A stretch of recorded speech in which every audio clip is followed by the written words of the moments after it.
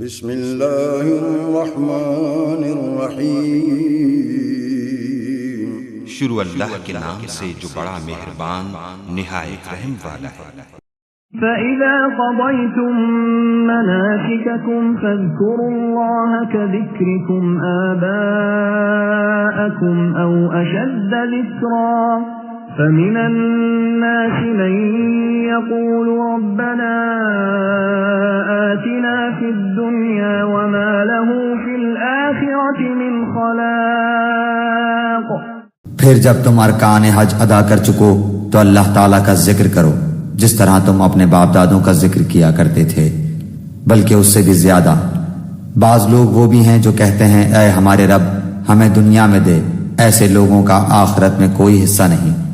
اسی طرح اب اللہ کا ذکر کرو بلکہ اس سے بھی بڑھ کر۔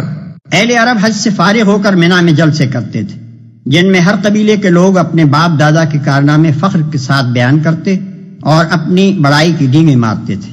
اس پر فرمایا جا رہا ہے کہ ان جاہلانہ باتوں کو چھوڑو، پہلے جو وقت فضولیات میں صرف کرتے تھے اب اسے اللہ کی یاد اور اس کے ذکر میں صرف کرو۔ اس ذکر سے مراد زمانہ قیام منا کا ذکر ہے۔